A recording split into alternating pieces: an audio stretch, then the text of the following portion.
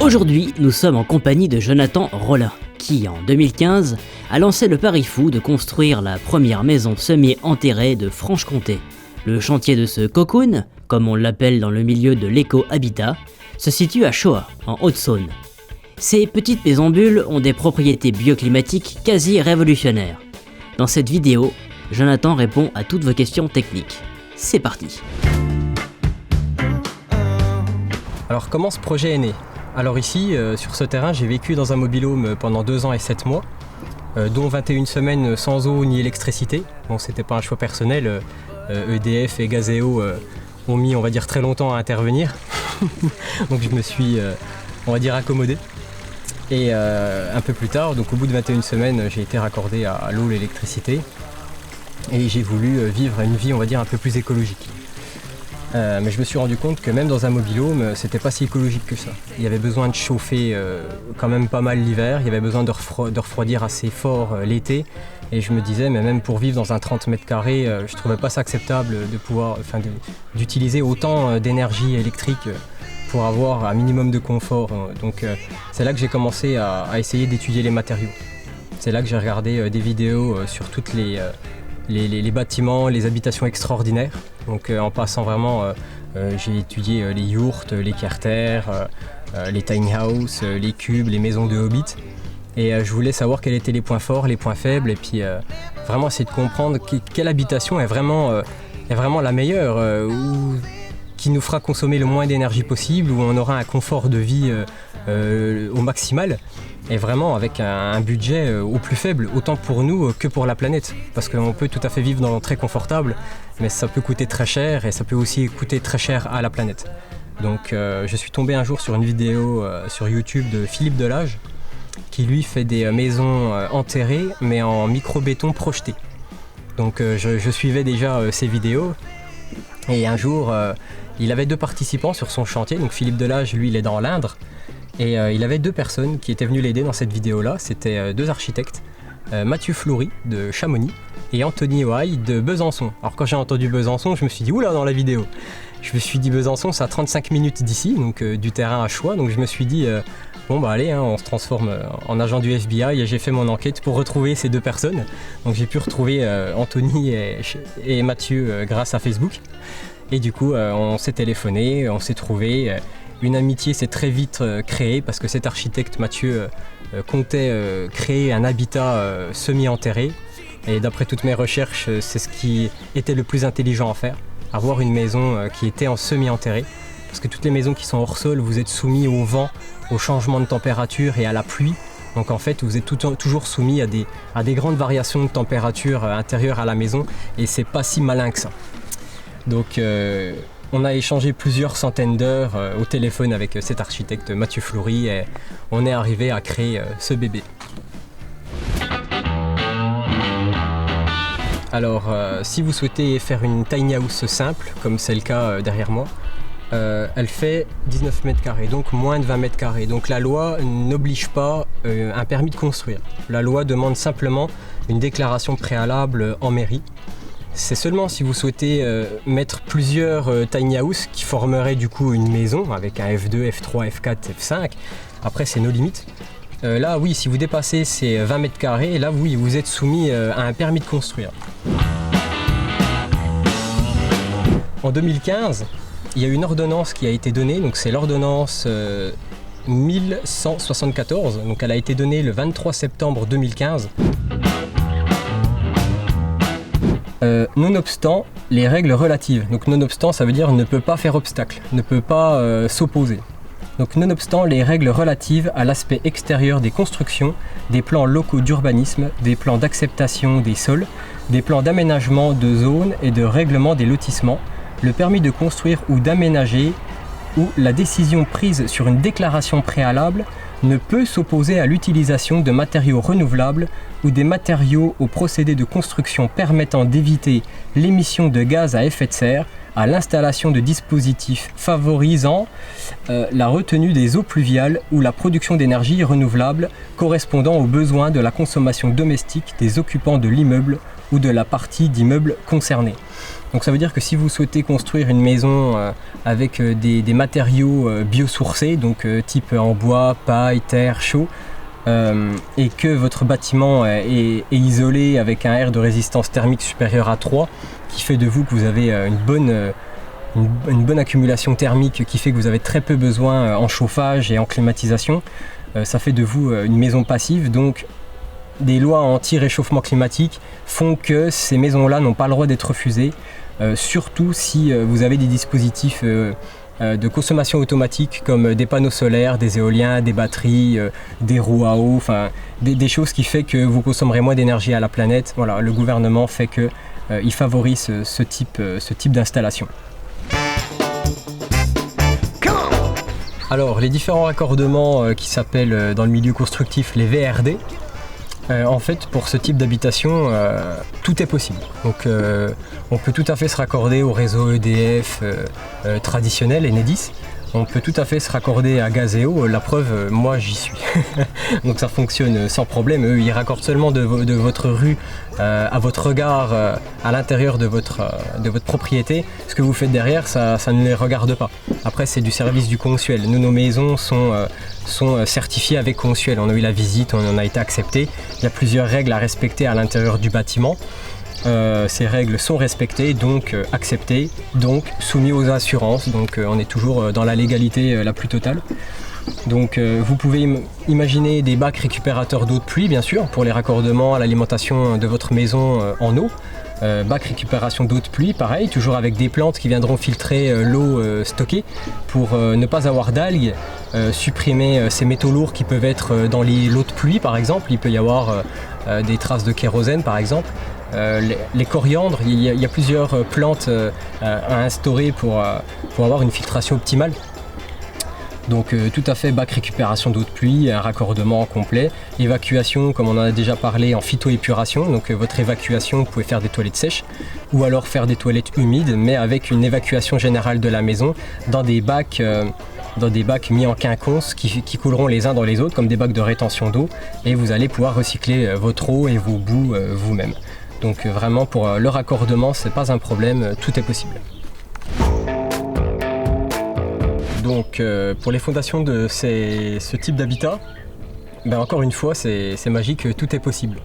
Donc pour celle-ci, on a opté nous pour une dalle béton 20 cm, double ferraillage avec un pourtour chaîne carrée 10-10.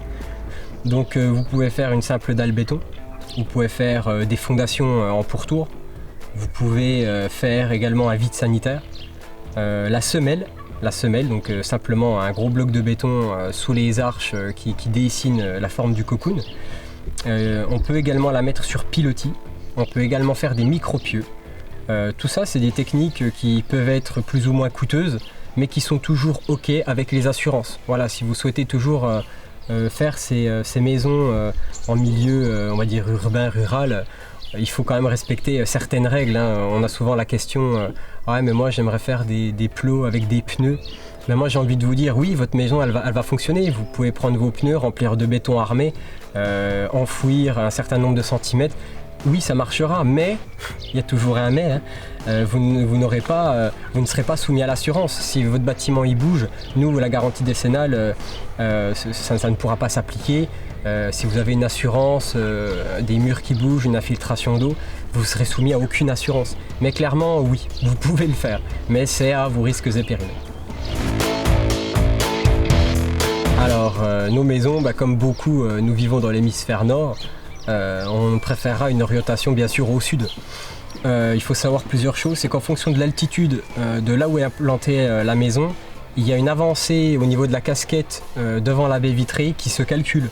C'est-à-dire que lorsque l'été, le soleil est très chaud et très haut, il fait des rotations beaucoup plus grandes, on s'arrange pour que le soleil tape dans la casquette de chaux ou de bois, on verra les finitions choisies, pour que le soleil ne touche pas la baie vitrée, pour ne pas avoir de surchauffe dans la maison.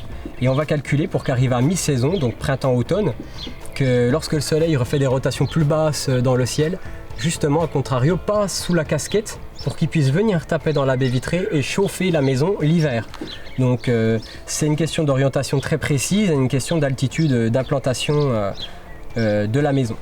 Bien sûr, si on était dans des endroits très chauds, du côté de l'équateur ou du côté de l'Afrique centrale, eh bien on essaiera de s'orienter justement d'une manière complètement opposée. Donc si vous êtes dans l'hémisphère nord en Afrique, on essaiera de se mettre justement plein nord. Donc pour toujours pouvoir conserver au maximum de fraîcheur. Puis voilà, on conserverait la même idée si on était dans le froid du Canada. Nos maisons s'adapteraient autant dans un froid extrême qu'une chaleur intense. Donc l'isolation de notre maison, on a pensé à tous les matériaux qui pouvaient exister, qui étaient peu énergivores à la planète pour pouvoir être créés, fabriqués, transformés et transportés. Et le grand gagnant est le chanvre, donc, qui est inifugé, donc, qui ne risque rien avec l'incendie, qui régule le taux d'hygrométrie. Donc si vous avez un chanvre dépoussiéré qui a un taux d'humidité qui est un peu supérieur ou qui redescend, vous n'aurez pas d'eau qui va rester à l'intérieur en fait, il va l'évacuer naturellement. Donc le chanvre sous différentes sortes. Nous pour la nôtre ici on a choisi la chènevotte, donc c'est de la petite paille, de chanvre voilà, en chènevotte qu'on a mis en vrac, donc qui coûte encore moins cher à réaliser et à transporter et à mettre en place. Mais en chanvre il existe des blocs, il existe de la laine, il existe vraiment tout un tas de formes possibles. Pour l'isolation de notre maison, pour celle-ci, on a mis 20 cm de chènevotte en vrac dans les murs et 15 cm au sol, sous un plancher bois massif, ce qui est largement suffisant étant donné qu'on est à 4 mètres sous terre. Mais la maison, le plancher, la dalle est vraiment hors sol. On est sur un sol fini, une dalle béton et on a rajouté la terre sur la maison. Donc pour les calculs de l'isolation de la maison, il a fallu comprendre deux notions. Donc la résistance thermique et la conductivité des flux thermiques, ce qui n'est pas du tout la même chose. Si vous avez une maison qui a un R de résistance thermique à 3 par exemple, avec 10 cm de laine de verre, si vous avez la même maison qui fait 80 m² et l'autre à côté qui fait 180 m², si vous avez toujours que 10 cm de laine de verre, vous n'aurez pas un R à 3, vous aurez un R beaucoup plus faible.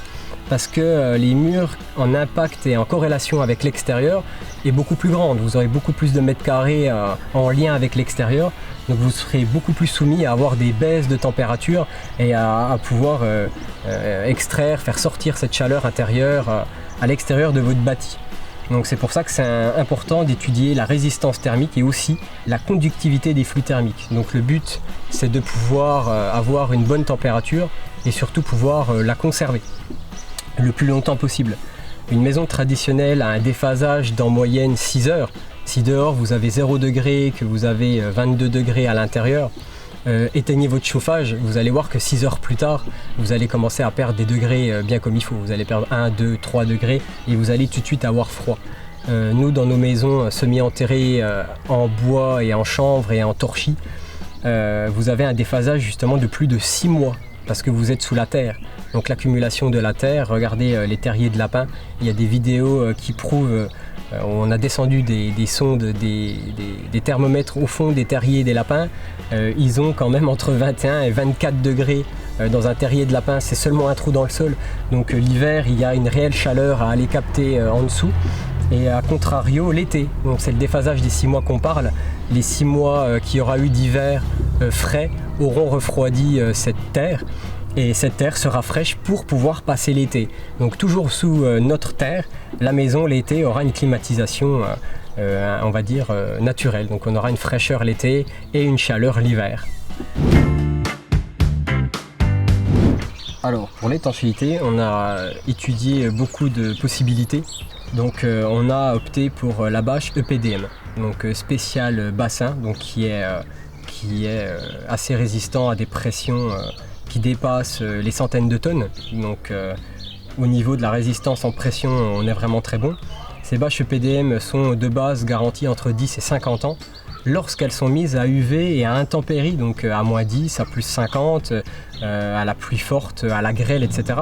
Donc nous, elle est dans une protection de géotextile. C'est du géotextile 500 grammes. Donc c'est un géotextile très puissant, spécial piste d'aviation pour protéger la bâche EPDM de notre coquille en bois d'une première part, et la deuxième couche de géotextile qui vient sur cette bâche EPDM pour la protéger des différentes racines, cailloux, choses qui pourraient être un peu pointues à l'extérieur du cocoon, donc pour vraiment une protection optimale. Et sur cette deuxième couche de géotextile, pour protéger l'étanchéité, on a remis un grillage anti-rongeurs. On a souvent la question, c'est vrai que sous terre, on a beaucoup de petits rongeurs qui viennent, donc de part et d'autre, vraiment, que ce soit jusque autour des drains de la maison, ou que ce soit sur la chaux finie sur le côté sud, et vraiment en pourtour et les ouvrants, les fenêtres, on a vraiment un grillage anti-rongeur qui vient de part et d'autre. Donc vraiment rien ne peut passer. Donc la bâche PDM, c'est une bâche qui est biosourcée, elle est recyclable, donc elle est réutilisable, elle est créée à base d'éthylène et de propyéthylène. Donc c'est par une copolymération à froid. Donc, quand on est dans une maison passive, donc bioclimatique, les besoins en chauffage sont vraiment très faibles. Nous avons comme seul système de chauffage, ce sera seulement le sèche-serviette, donc qui fait, je ne sais plus, entre 400 ou 500 watts de puissance maximale. Donc mis en minimal, il consommera entre 100 et 150 watts, j'imagine. Sauf que là, nous, avec un R de résistance thermique à 8, avec un sèche-serviette qui va faire 100 watts, on a calculé avec les calories que si vous êtes à 2 dans le bâtiment, qu'il y a simplement un frigo qui tourne, donc vous savez que ça émet de la chaleur avec la pompe derrière pour le gaz, si vous avez une télé, si vous cuisinez, faites à manger ou prenez une douche avec la chaleur de l'eau, vous aurez déjà trop chaud. Même si dehors il fait 0, vous aurez besoin d'ouvrir une fenêtre pour pouvoir ramener de l'air frais dans la maison. Donc l'hiver, vous aurez trop chaud dedans, il faudra ouvrir les fenêtres. Et l'été, ça pourrait presque être l'inverse également avec le système d'air conditionné. Donc il y a deux choses à savoir sur notre système d'aération. Il a fallu qu'on fasse un peu différemment de ce qui existe parce que comme on est dans une bâche EPDM complète de part et d'autre, qu'on est sur des systèmes de vitres et cloisonnement complet, on est presque comme dans un sous-marin, donc il faut réellement brasser l'air pour éviter des stagnations d'eau ou d'air qui pourraient s'accumuler dans des endroits dans la maison et qui pourraient être à l'origine de création de champignons ou d'humidité ou de mauvaises odeurs.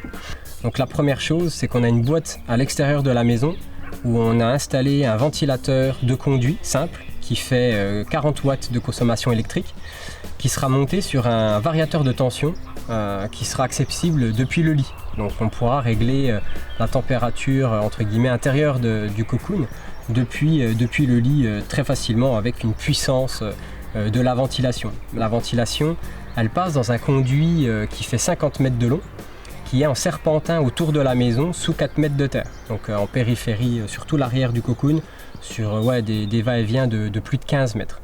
Qui sera, on imagine, entre 9 et 12 degrés, donc seulement en consommant 40 watts. Donc ça va faire une climatisation, on va dire, presque gratuite et très performante toute l'année.